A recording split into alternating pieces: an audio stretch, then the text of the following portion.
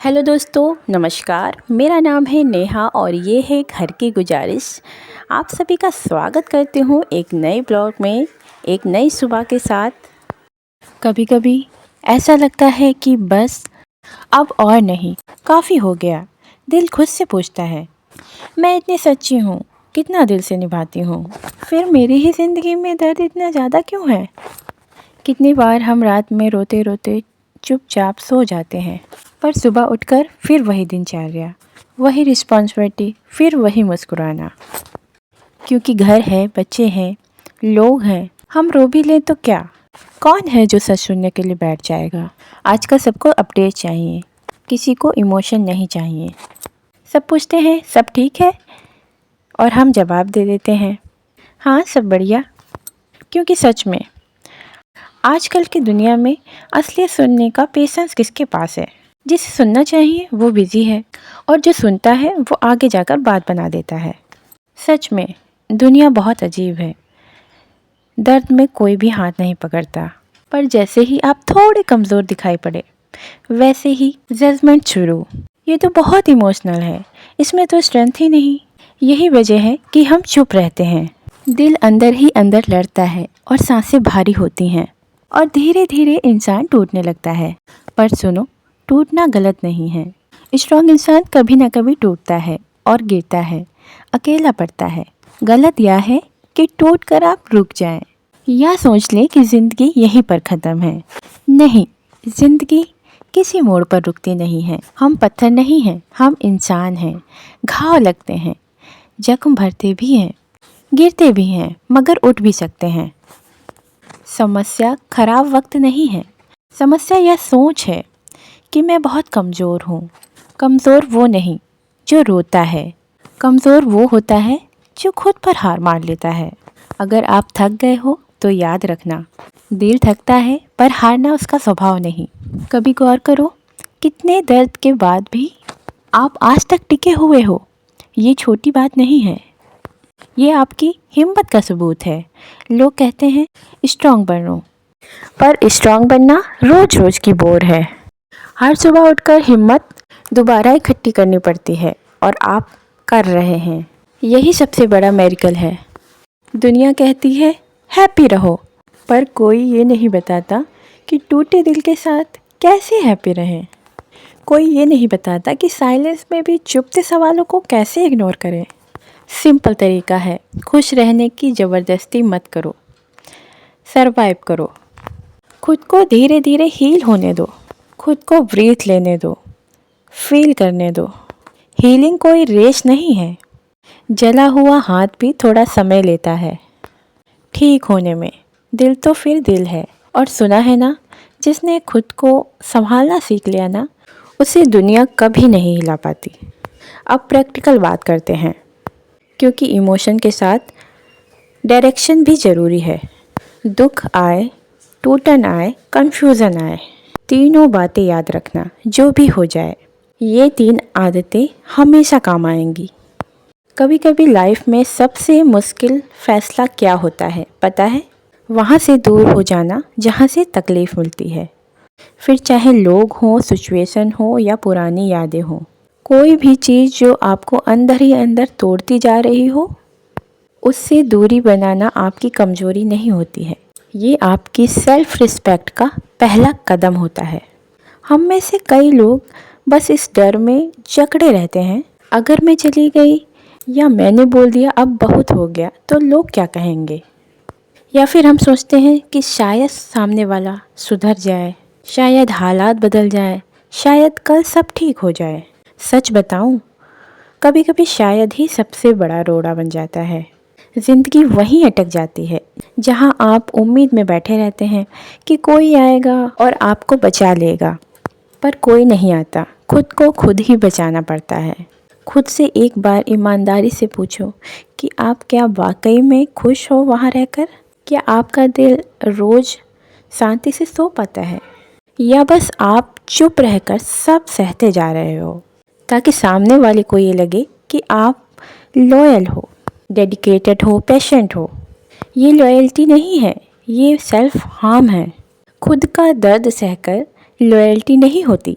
खुद को बचाकर लॉयल्टी प्रूफ होती है। खुद के लिए लॉयल बनो। खुद के इमोशन को इम्पोर्टेंस दो। कभी समाज के डर में, कभी लोग क्या कहेंगे ये डर में हम खुद को कैद कर लेते हैं। याद रखो, किसी की ज़िंदगी में आप रिस्पेक्टफुल हो, कल किसी को ज़रूरत पड़ी वो आपको याद करेगा, नहीं पड़ी तो भूल भी जाएगा। पर आपके लिए आप रिस्पेक्टफुल नहीं हो, आप ही खुद की दुनिया हो, आप ही खुद की स्ट्रेंथ हो।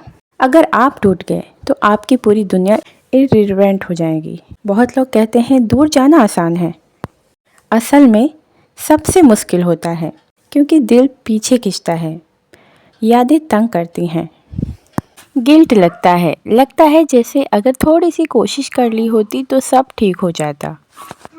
पर सच ये है, जहाँ पर दर्द बार बार मिलता है वहाँ इंसान बार बार रुककर अपना समय, अपनी ऊर्जा और अपनी शांति खोता चला जाता है।